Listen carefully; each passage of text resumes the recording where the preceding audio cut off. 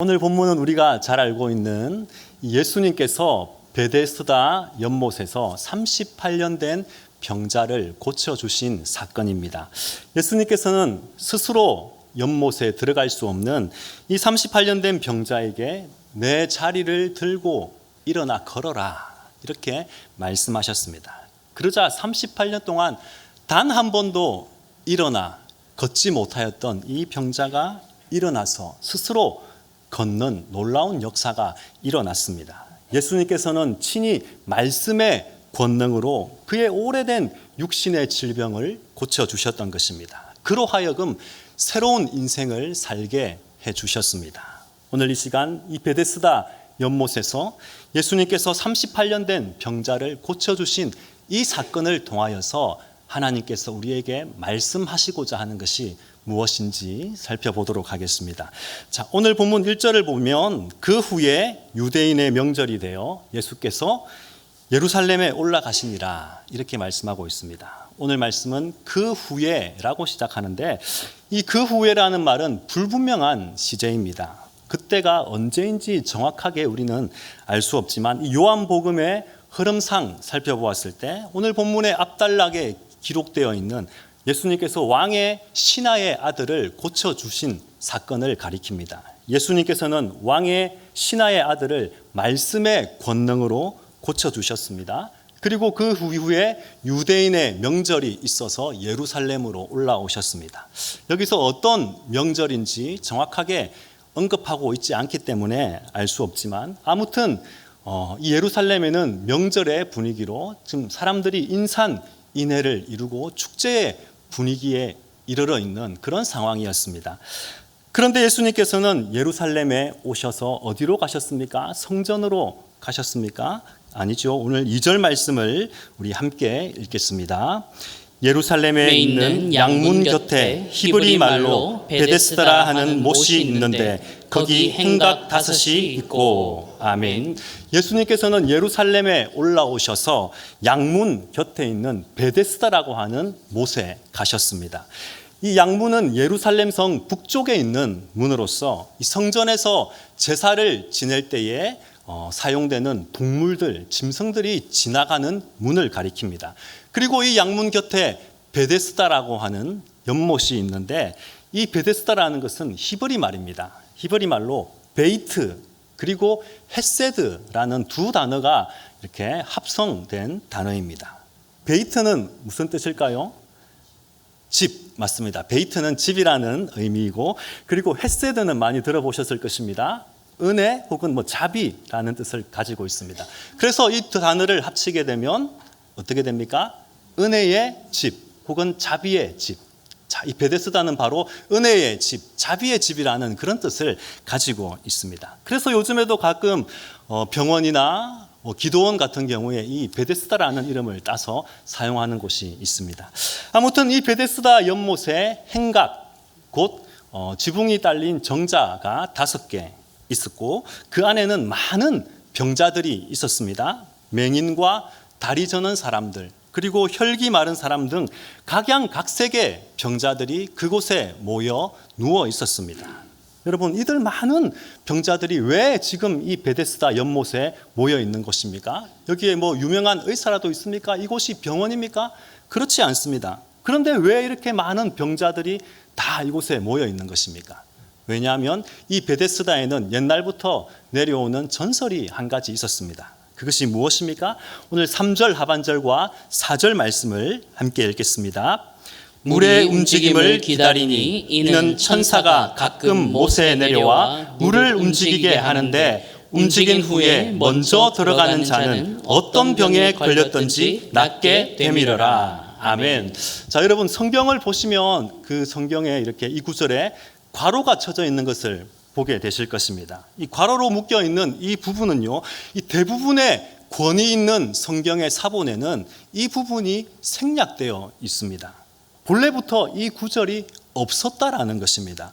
다만 이 많은 각양각색의 병자들이 왜 이 베데스다라는 연못에 모여 있는지, 그리고 왜 그 연못에 길을 쓰고 먼저 들어가려고 하는지 이유를 설명하기 위해서 당시에 성경을 연구하고 가르쳤던 이 서기관들이 성경의 한편에 따로 기록해 두었는데, 각 줄을 달아 두었는데, 시간이 지나면서 그것이 본문 속으로 삽입이 되었다라고 대부분의 학자들은 그렇게 말하고 있습니다.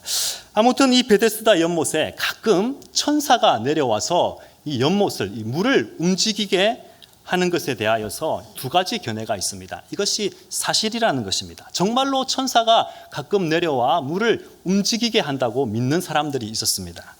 또 한편 이곳은 가늘천이기 때문에 천사가 내려와서 물을 움직이게 하는 것이 아니라 저절로 가끔 움직일 때가 있다라고 생각하는 사람들이 있었습니다. 아무튼 중요한 것은 물이 움직일 때에 가장 먼저 그 물에 들어가는 사람은, 연못에 들어가는 사람은 어떤 병이라 할지라도 깨끗이 낫는다라는 것입니다. 그래서 아마 이곳 연못의 이름이 베데스다, 곧 은혜의 집, 자비의 집으로 불려졌던 것입니다. 이와 같은 전설로 인하여서 이 베데스다에는 항상 많은 각양각색의 병자들이 모여 있었습니다. 예루살렘 인근뿐만이 아니라 아마 전국 각지에서 불치의 병을 가지고 있는 사람들은 다 몰려왔을 것입니다. 그들은 이곳에서 하나같이 물이 움직이기만을 기다리고 있었습니다. 그런데 여러분, 사실 이 베데스다, 자비의 집, 은혜의 집이라고 불리는 이 베데스다는 정작 은혜와 자비와는 거리가 먼 곳입니다. 극한 경쟁만 있는 곳입니다. 왜 그렇습니까? 천사가 가끔 내려와서 물을 움직일 때에 가장 먼저 들어가는 사람만이 고침을 받을 수 있기 때문입니다. 여러분, 그러다 보니 경쟁이 얼마나 치열하겠습니까? 남을 다 제끼고 내가 가장 먼저 들어가야 합니다. 죽느냐 사느냐, 살이 걸린 그런 문제입니다. 정말 치열한 현장입니다. 그렇기 때문에 베데스다 연못에서 2등, 3등 아무런 의미가 없습니다. 오직 1등만이 고침을 받을 수 있습니다. 그렇기 때문에 이곳의 분위기가 어떠했겠습니까? 늘 긴장 가운데, 그리고 살벌한 분위기가 연출되고 있었을 것입니다. 평소에는 동병상련이라고 하면서 같은 처지에 있다고 생각했기 때문에 서로를 위로하고 서로를 의지하며 그렇게 살았을 것입니다. 자, 그런데 물이 움직이기 시작했다. 그러면 어떻게 되는 것입니까? 어제의 친구가 오늘의 적이 되고 원수가 되는 것입니다. 상황이 급변하는 것이죠. 또 언제 천사가 내려와서 물을 움직이게 할지 모르기 때문에 늘 긴장했을 것입니다. 늘 물을 주시하고 있었을 것입니다. 또한 물이 움직일 때에 가장 먼저 들어가는 자만이 고침을 받을 수 있기 때문에 인정사정 볼 것이 없었습니다. 여러분, 가끔 휴가 기간이 되어서 여행 시즌이 되면 이 비행기 티켓이 굉장히 싸게 이렇게 한 번씩 풀릴 때가 있습니다. 예를 들어서 10만 원짜리 티켓이 5만 원으로, 혹은 그보다 더 저렴한 헐값에 풀릴 때가 간혹 있습니다. 그런데 이게 무제한으로 이렇게 풀리는 것이 아니죠. 짧은 시간, 그것도 극소량만 풀립니다. 그러다 보니 정말 티켓이 풀리는 그 순간 빛의 속도로 클릭을 해야만이 이 티켓을 헐값에 구할 수가 있습니다. 모두가 다 저렴한 항공권을 구하고 싶지만 한정되어 있습니다. 그래서 어떤 사람들은 하루에도 수십 번씩 이 사이트에 들어가서 티켓이 풀렸는지 안 풀렸는지 점검을 합니다. 어떤 사람들은 날밤을 새기도 합니다. 그런데 여러분, 이처럼 긴장 가운데 있는 것이 얼마나 불편하고 힘들고 사람을 지치고 또 피를 말리게 합니까? 성공하면 좋지만 실패하면 이 성격이 유순한 사람도 아주 까칠하게 예민해지게 되는 것입니다. 이처럼 저렴한 경비를 가지고 여행을 가는 것에도 이처럼 많은 관심을 가지고 치열한 경쟁을 하는데, 하물며 어떤 병에 걸렸던지 간에 먼저 들어가서 나을 수 있다면 그 경쟁이 얼마나 치열하겠습니까? 상대방을 밀치고 짓밟고 끌어내리고 어떻게 해서든지 내가 먼저 들어가려고 하는 그런 아비규환의 모습이 그곳에 펼쳐졌을 것입니다. 그렇다면 여러분, 과연 이 집을, 이 연못을 은혜의 집, 자비의 집, 베데스다라고 말할 수 있겠습니까? 은혜의 집이 아니라 치열한 경쟁만이 난무하는 집입니다. 자, 그러면 여러분, 실제적으로 물이 움직였을 때에 어떤 사람들이 가장 먼저 들어갈 수 있었겠습니까? 아마 그 많은 병자들 가운데서도 가장 성한 사람이 먼저 들어갈 수 있었을 것입니다. 정작 은혜가 필요한 중증 환자는 들어가려고 해도 들어갈 수가 없는 것입니다. 왜요? 경쟁에서 뒤처질 수밖에 없기 때문입니다. 그래서 진짜 은혜가 필요한 사람에게는 그림의 떡에 불과한 것입니다. 죽음을 곧 앞두고 있는 암 말기 환자가 들어가야 하는데 이 감기 환자가 이렇게 목이 아프다고 먼저 뛰어 들어가 버립니다. 날 때부터 소경된 자가 들어가야 하는데 눈에 다래끼가 났다는 사람이 먼저 들어가 버립니다. 여러분, 안전뱅이가 먼저 들어가야 하는데 운동하다가 이렇게 다리가 삐끗한 사람이 먼저 들어가 버립니다. 이러한 경쟁으로 아수라장이 되어버린 곳, 남을 배려하지 않고 자기만 생각하는 그런 이기적인 모습으로 가득한 곳이 무슨 은혜의 집, 자비의 집입니까? 이름을 바꾸어야 하지 않겠습니까? 자, 오늘 3절을 다시 보게 되면 그 안에 많은 병자, 맹인, 다리 저는 사람, 혈기 마른 자들이 누워있다라고 말씀하고 있습니다.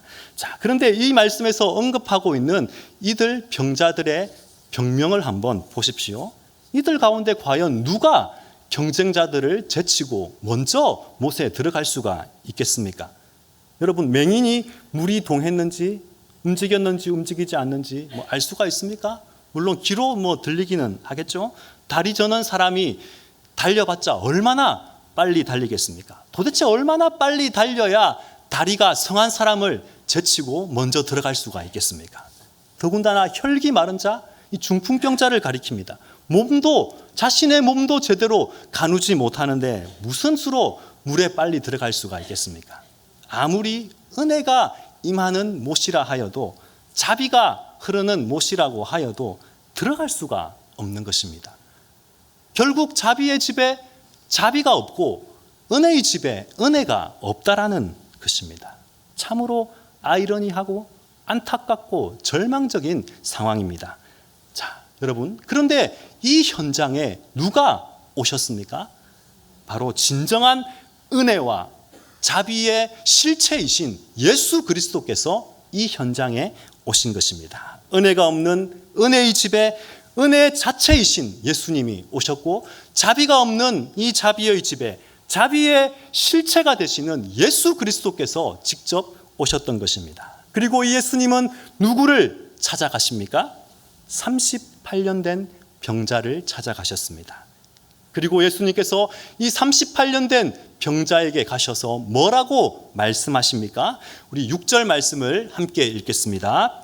예수께서 그 누운 것을 보시고 병이 벌써 오래된 줄 아시고 이르시되 내가 낫고자 하느냐. 아멘. 자, 이 말씀을 보시면 두 가지 동사가 나옵니다. 먼저 보시고 그리고 아시고라는 두 단어가 나오는데요.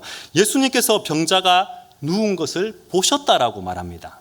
보셨다라는 것은 그냥 지나치다가 우연히 잠깐 쳐다보았다라는 그런 의미가 아니죠. 깊은 사랑과 애정과 관심의 표현을 가지고 주목하여 바라보았다라는 의미입니다. 또한 예수님께서는 그의 병이 오래된 줄 아셨다라고 합니다. 아셨다라는 말도 그가 얼마나 오랜 시간 동안 병마에 시달렸으며 얼마나 고통을 당하였는지 그의 아픔과 절망과 눈물과 고통을 아신다라는 뜻입니다. 예수님은 38년 된 이 병자의 절망과 그 마음의 고통과 아픔을 보시고 그를 불쌍히 여기셨습니다. 그리고 이렇게 말씀하십니다. 내가 낫고자 하느냐? 네가 낫고자 하느냐? 여러분, 38년 된 병자에게 일생일대의 기회가 찾아온 것입니다. 그런데 여러분, 이 병자는 예수님의 질문에 네가 낫고자 하느냐? 그 말씀에 뭐라고 대답을 하고 있습니까? 우리 7절 말씀을 함께 읽겠습니다. 병자가 대답하되 주여 물이 움직일 때 나를 못에 넣어 주는 사람이 없어 내가 가는 동안에 다른 사람이 먼저 내려가나이다. 아멘. 여러분, 어떻게 보면 약간 동문서답이지 않습니까? 네가 낫고자 하냐? 그러면 예, 낫고자 합니다. 이렇게 대답을 해야 할 것인데, 물이 움직일 때에 나를 못에 넣어주는 사람이 없습니다. 그래서 나보다 다른 사람이 먼저 들어가 버립니다. 이렇게 대답을 하고 있습니다. 아마 이 병자는요, 이곳에 있는 동안 이런 일들을 여러 번 겪었던 것 같습니다. 38년이나 되었으니 얼마나 많은 실패를 경험하였겠습니까?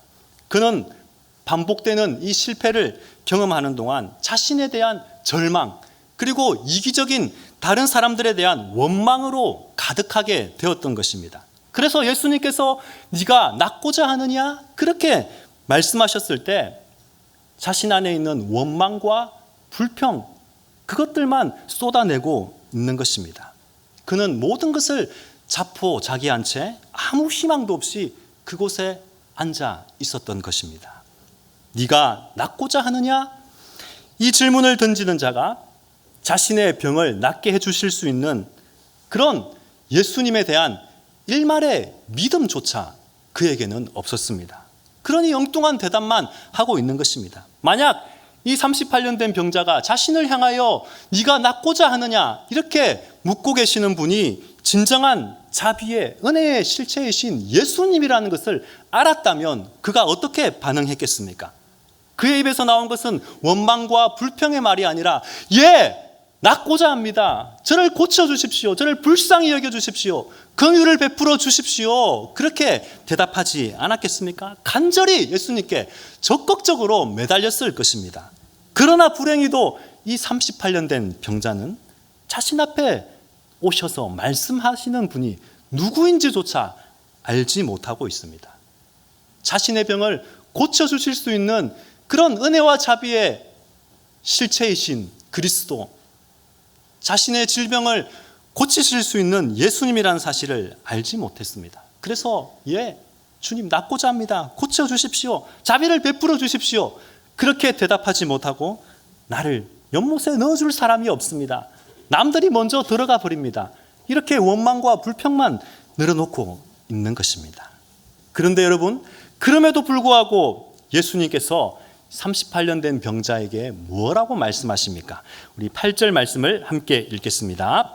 예수께서 이르시되 일어나 내 자리를 들고 걸어가라. 아멘. 자, 예수님께서는 지금 이 38년 된 병자의 믿음 없음을 책망하지 않았습니다. 너는 내가 누군지 알지 못하느냐? 어떻게 너는 그렇게 믿음이 없느냐? 나는 하나님의 아들이다. 나를 믿어라. 그러면 너를 고쳐주겠다. 그렇게 말씀하지 않으셨습니다. 예수님께서는 이 38년 된 병자가 스스로는 아무것도 할 수 없는 연약한 사람임을 너무나도 잘 아셨습니다. 그래서 예수님께서는 일방적인 주권으로 일어나 네 자리를 들고 걸어가라 이렇게 말씀하셨던 것입니다. 그때 어떤 역사가 일어납니까? 9절을 보게 되면 그 사람이 곧 나아서 자리를 들고 걸어가니라 이렇게 말씀합니다. 여러분, 38년 된 병자가 일어나 네 자리를 들고 걸어가라는 예수님의 말씀에 곧 그의 병이 나아서 일어나 자리를 들고 가는 38년 동안 단 한 번도 일어나고지 못했던 그런 절망 가운데 있었지만 그 자리를, 절망의 자리를 박차고 일어나서 걷게 되는 놀라운 역사가 일어났던 것입니다. 자, 그런데 여러분, 어떻게 이 38년 된 병자가 나아서 일어나 자기의 자리를 들고 걸어갈 수 있었습니까? 이 중풍병자가 예수님께서 말씀하셨기 때문에 그 말씀을 믿고 의지하여 일어났던 것입니까? 그렇지 않습니다. 만약 그렇다면 이 역시 무늬만 은혜이지 은혜라고 말할 수 없습니다. 38년 된 병자에게는 스스로 예수님을 믿을 수 있는 능력이 없었습니다. 그는 예수님이 어떤 분이신지, 자신 앞에 서서 말씀하시는 분이 예수님인지조차 그것도 알 수가 없었습니다. 앞에서 살펴본 대로 네가 낫고자 하느냐라고 말씀하셨을 때에 예수님을 알고 정말 예수님께서 나의 병을 고쳐주실 것을 믿었다면 다른 사람들이 나를 도와주지 않습니다. 그렇게 원망하지 않았을 것입니다. 예수님 저를 고쳐주십시오. 이렇게 대답하지 않았겠습니까? 그러나 그는 사람들을 원망하였습니다. 낳고자 하는 소원도 상실한 채 살아가고 있었습니다. 그러므로 38년 된 병자가 일어나 자리를 들고 걸어간 것은 그가 예수님을 믿는 믿음이 있었기 때문이 아니라 예수님께서 네 자리를 들고 일어나 걸어가라 라고 말씀하신 그 말씀의 능력이 이 병자를 낫게 하고 일어나서 걷게 하셨던 것입니다. 성도 여러분, 예수님은 말씀으로 천지 만물을 창조하신 창조주 하나님이십니다. 천지 만물을 말씀으로 창조하신 그 예수님의 말씀의 능력이 이 38년 된 병자를 낫게 하셨던 것입니다. 일어나 자리를 들고 걸어가게 하셨던 것입니다. 예수님의 말씀의 능력이 이 사람의 병을 고쳐주셨고 새로운 인생을 살게 하셨던 것입니다. 이 사건을 통하여서 예수님께서 말씀하시고자 하는 것이 무엇입니까? 바로 예수님 자신이 진정한 베데스다가 되신다는 것입니다. 예수님 자신이 바로 자비의 본체가 되시고 은혜의 실체가 되신다는 것입니다. 이 예수님을 통해서만이 우리가 죄사함을 받고 우리의 문제를 해결하고 구원받을 수 있다라는 것을 예수님께서 우리에게 말씀하시는 것입니다. 성도 여러분, 이 베데스다 연못가에 수많은 병자들이 있었습니다. 각양각색의 수많은 사람들이 몰려와 이곳에 있었습니다. 그렇지만 예수님은 그들 모두를 만나주지 않으셨습니다. 오직 이 38년 된 병자에게 집중하시고 그에게 찾아와 그에게 말씀하셨습니다. 이 38년 된 병자만이 예수님의 주권적인 선택의 은혜를 입었던 것입니다. 그렇다면 여러분, 우리는 이런 질문을 던질 수 있지 않겠습니까? 왜 하필 그입니까? 왜 그렇게 많고 많은 사람들 중에서도 38년 된 병자입니까? 그가 가장 중증 환자이기 때문에 그렇습니까? 그에게 믿음이 있었기 때문에 그렇습니까? 그렇지 않습니다. 과연 그곳에 그보다 더한 중증 환자가 없었겠습니까? 심지어 그는 예수님에 대한 바른 믿음도 없었습니다. 도리어 예수님께서 네가 낫고자 하느냐라고 말씀하셨을 때에 남을 원망하고 불평하는 엉뚱한 소리만 하였습니다. 그럼에도 불구하고 예수님은 그를 고쳐주셨습니다. 예수님께서 38년 된 이 병자를 고쳐주신 것은 다른 병자들을 고쳐주신 것과 아주 큰 차이점이 있습니다. 여러분, 성경에 보게 되면 예수님께 자신의 병을 혹은 문제를 해결받았던, 치료받았던 많은 사건들이 기록되어 있는 것을 볼 수 있습니다. 예수님께서는 그들이 병을 나을 만한 믿음이 있는 것을 확인을 하시고 너의 믿음이 너를 구원하였다, 그렇게 말씀하셨습니다. 여러분, 몇몇 사건을 한번 보시겠습니다. 먼저 예수님께서 백부장의 하인을 고치실 때에 이 백부장은 자신의 하인을 고치기 위해서 예수님께 나옵니다. 그리고 자신의 하인을 고쳐달라고 말씀드렸을 때에 예수님께서 이 백부장의 집으로 가려는 순간 예수님은 저의 집까지 가실 필요 없습니다. 지금 이곳에서 말씀만 하셔도 예수님의 말씀의 그 능력이 시간과 공간을 초월하여서 내 하인을 낫게 하실 줄 믿습니다. 그렇게 고백하였습니다. 그러자 예수님께서 뭐라고 말씀하십니까? 이스라엘 중에 이만한 믿음을 가진 사람을 보지 못하였다. 그의 믿음을 크게 귀하게 여기시고 네 믿음대로 될지어다, 그렇게 말씀하셨습니다. 또 12해를 혈루증으로 앓았던 여인을 보십시오. 이 여인은 예수님의 옷깃을, 예수님의 겉옷만 만져도 나의 병이 나을 것이라는 그런 믿음이 있었습니다. 그래서 예수님을 둘러싼 많은 인파들 사이를 헤집고 가서 예수님의 옷깃을 만집니다. 그때 예수님께서 뭐라고 말씀하십니까? 너의 믿음이 너를 구원하였다. 날 때부터 맹인되었던 바디메오를 보십시오. 예수님께서 여리고로 지나가신다는 소문을 듣고 예수님께서 자신의 곁을 지나갔을 때 다윗의 자손 예수여 나를 불쌍히 여기소서, 그렇게 외칩니다. 예수님의 제자들이 시끄럽다고 제재하였을 때도 더욱 큰 소리로 예수님에 대한 믿음을 고백합니다. 예수님이 다윗의 자손이며 곧 메시아이며 구원자라는 사실, 자신의 병을 고쳐주실 수 있는 능력의 하나님이시라는 것을 믿음으로 고백하였습니다. 그때 예수님께서 동일하게 가라, 너의 믿음이 너를 구원하였다라고 말씀합니다. 마지막으로 가나안 여인을 보십시다. 자신의 딸이 흉악한 귀신에 들렸습니다. 예수님께 나와 다윗의 자손 예수여 나를 불쌍히 여기소서라고 외칠 때 예수님께서 어떻게 반응하십니까? 그녀를 거들떠보지도 않습니다. 심지어 그녀를 짐승 취급합니다. 개 취급을 합니다. 온갖 모욕과 멸시를 줍니다. 그럼에도 불구하고 이 여인이 뭐라고 말합니까? 개들도 주인의 상에서 떨어지는 부스러기를 먹습니다. 그 부스러기 은혜라도 저에게 주십시오. 이 믿음의 말을 하였을 때에 예수님께서 동일하게 내 믿음이 크도다, 내 소원대로 되리라, 그렇게 말씀하셨습니다. 여러분, 이 이상에서의 사건들을 볼 때 한결같이 예수님에 대한 정확한 믿음의 고백을 통하여 자신의 병을 고치고 문제를 해결하였던 것을 볼 수 있습니다. 예수님께서도 이들의 믿음을 보시고 그들의 문제를 해결해 주셨던 것입니다.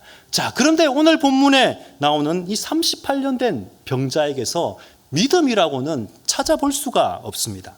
자신 앞에 서서 말씀하시는 분이 예수님이신 줄조차 알지도 못합니다. 뿐만 아니라 네가 낫고자 하느냐라는 질문에 엉뚱한 대답만 하고 있습니다. 원망과 불평, 믿음 없는 말만 쏟아내고 있습니다. 이런 모습을 볼 때에 예수님으로부터 임하는 치유의 은혜를 기대하기가 참 힘듭니다. 아무리 봐도 병을 고칠 만한 믿음이 이 38년 된 병자에게는 보이지가 않습니다. 그런데 놀랍게도 예수님은 이를 고쳐주셨습니다. 그렇기 때문에 여러분, 은혜입니다. 은혜는 받을 자격이 없는 자에게 거저 아무런 조건 없이 대가 없이 주어지는 것입니다. 따지지도 않고 묻지도 않고 주어지는 것, 그것이 바로 은혜라는 것입니다.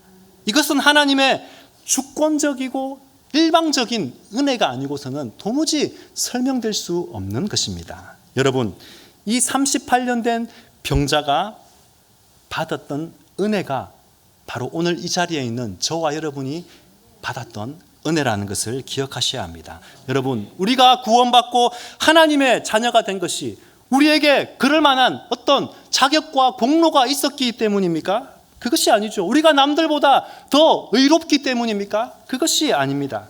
만약 그렇다면 우리가 하나님께 선택받을 만한 그런 자격과 공로가 있었기 때문에 선택받고 구원받고 하나님의 자녀가 되었다면 그것은 은혜라고 말할 수 없는 것입니다. 여러분, 하나님께서 자격을 묻고 따지신다면 과연 누가 하나님 앞에, 그 거룩하신 하나님 앞에 능히 설 수가 있겠습니까? 오늘 어떻게 우리가 오늘 이 자리에서 하나님을 예배할 수 있겠습니까? 여러분, 우리는 도리어 허물과 죄로 죽었던 자들입니다. 하나님의 자녀가 아니라 진노의 자녀가 되어서 죄의 종노릇하며 죄의 비참함 가운데 멸망당할 수밖에 없는 그런 자들이었습니다. 그런데 자비가 없는, 은혜가 없는 그곳에 소망 없이 살아가던 자를 찾아가시고 구원하셨던 그 예수님께서 동일하게 죄의 비참함 가운데 빠져 멸망의 길로 구원의 소망 없이 살아가고 있던 우리를 찾아오셨던 것입니다. 참된 베데스다이신 예수 그리스도, 은혜와 자비의 실체가 되시는 그 주님께서 친히 우리 인생 가운데 찾아오신 것입니다. 여러분, 이 세상에 수많은 사람 가운데 도리어 허물 많고 자격 없는 우리를, 나를 선택하시고 만나주시고 죽었던 우리의 영혼을 말씀으로 살려주신 것입니다. 성도 여러분, 오직 예수님만이 은혜의 실체이고 자비의 본체가 되십니다. 오직 예수님만이 우리를 죄와 사망으로부터 구원하여 주실 수 있는 구원자이십니다. 그 주님께서 자격 없는 우리를 일방적인 은혜로 구원하시고 하나님의 자녀를 삼아주시고 영생의 소망을 허락해 주신 것입니다.